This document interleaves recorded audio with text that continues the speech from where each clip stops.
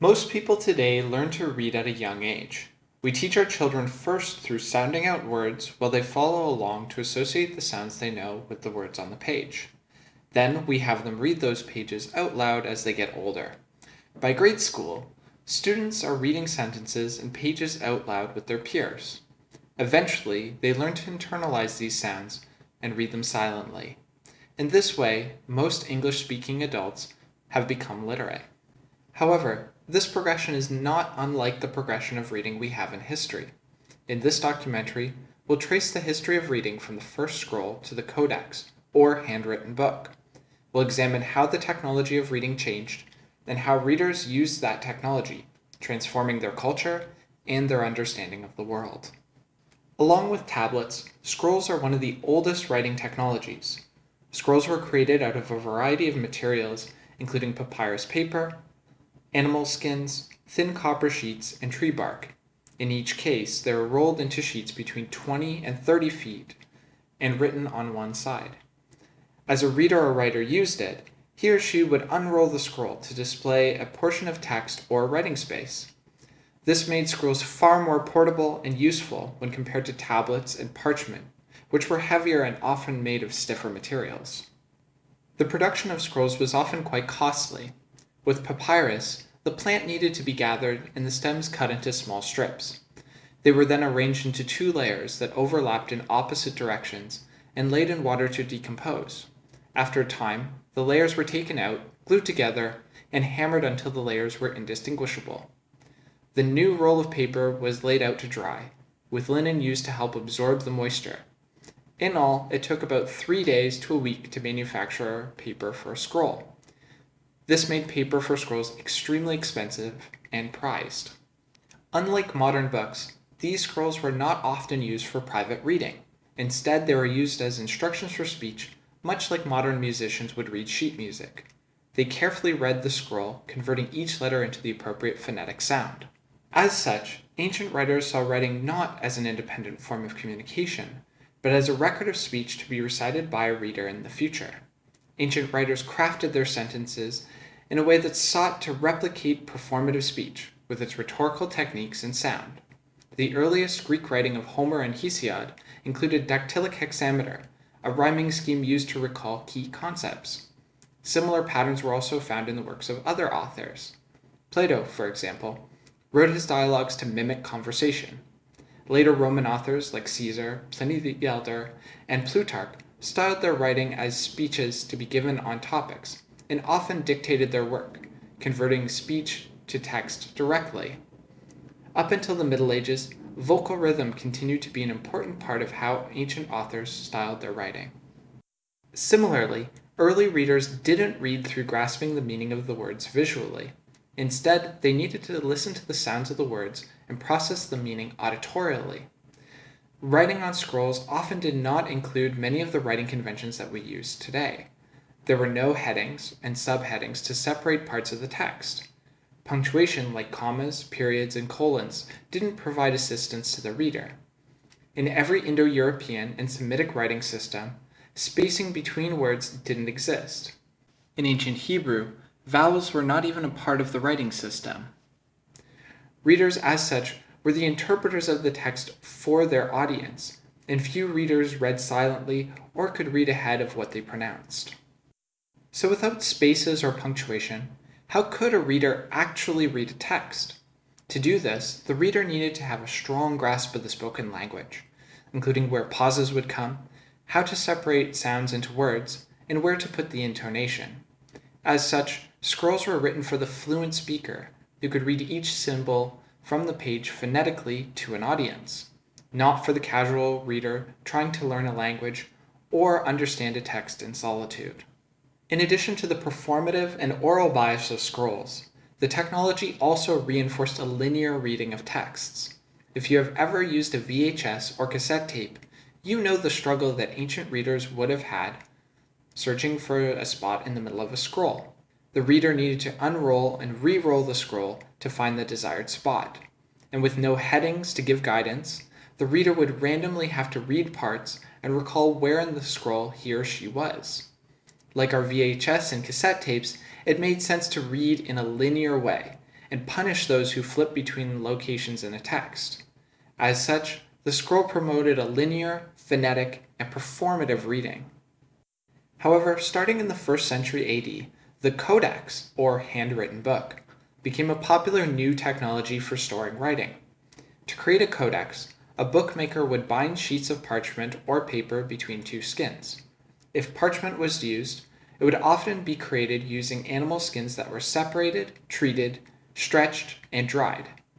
Parchment was often stiffer and therefore better suited for bookmaking than papyrus paper.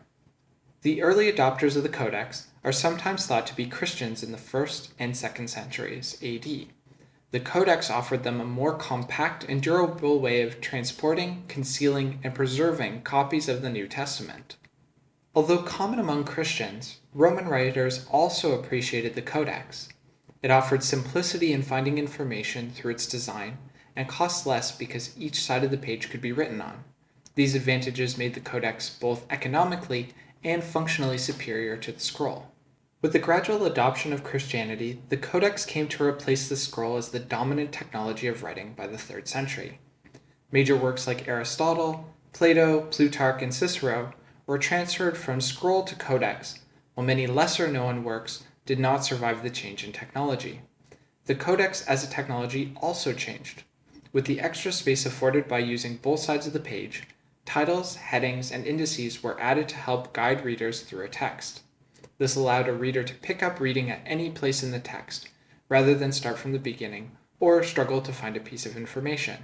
The margins and codices were also used for commentary as well, and added a non-linear characteristic to writing that promoted thoughtful interaction with the text. Later on, the art of illumination was added to codices to give books an extra aesthetic appeal, while also providing the reader with an added source of guidance. The transformation of the Codex through the addition of titles, commentary, and illumination demonstrated a shift in who the audience was. Whereas with scrolls, the writer was directing his writing to an oral audience. The writer of the Codex instead directed his writing to the reader. No longer did a text need to be written for a performance, but could instead be used for reference. Augustine's City of God included a reader's guide and index that broke down the 2-volume set and made searching for key information easier. Other writers also included indices for their readers, and other reference materials like handbooks and almanacs became popular. Biblical and scholarly commentary also became popular and were meant to be read alongside a primary text like the Bible, Plato, or Aristotle. Thus, technology facilitated a shift from performance to personal reading. However, by the 8th century, readers still read phonetically out loud, even while alone. Monks often read in groups, and it was odd for a reader not to speak while reading or writing. However, as Latin expanded as the language of religion and scholarship in Northern Europe, writing transformed again. When Latin was read by Latin speakers, pauses and separations between words were intuited. However, new readers of Latin in England and Ireland struggled to learn the dominant language of scholarship and religion. To assist second language learners, many teachers of Latin began to include spaces between words, so students could better distinguish and pronounce each word. However, this had an unintended consequence. Some readers began to read in a new way. Instead of reading each letter and pronouncing them phonetically, new readers read words as ideas, or ideographically. This new way of reading transformed the phonetic writing system of Europe into a system more akin to the stylized iconography of China. And, like Asian writing systems, readers no longer focused on the sounds the letters made, but instead translated the words directly into ideas. By adding spaces and punctuation to the Codex, the reader was now able to forego vocalizations of words, read silently, and read quickly. Reading transformed gradually from oral to silent reading until the 15th century, when silent reading had become the dominant form of reading across Europe. This new form of reading focused on reading visually rather than orally. Readers no longer needed to retain what they had read through using oral memory, but instead focused on the visual memory of the text. Although Bolter in Writing Space suggests that we are now transitioning to a visual culture, the way that people since the Middle Ages have read has been primarily visual. Through the change in how people read and the expansion of literacy, visual culture began to dominate Western society. As such, visual culture has grown with literacy and the adoption of the Codex over the last 1200 years. As we've seen, through the transition from scroll to Codex, reading dramatically changed. Reading went from instructions for oral performance to individual, silent interaction with text. It also began to transition from a linear medium, where a reader was encouraged to start at the beginning of a text, to a nonlinear medium, where the reader could begin at any point and use text as reference sources. This transition fits Walter Ong's theory that early literate societies gradually transformed how they read and used text, because literacy transforms thought. As such, writing evolved into its own form of communication, with its own conventions separate from speech. Although we may think of the book and scroll as interchangeable mediums for writing, they greatly affect how we read and use texts. Without the technological shift from scroll to codex, scholarly study and research would likely never have developed, and as a result, much of the literature, history, philosophy, and science that exists today would not be possible.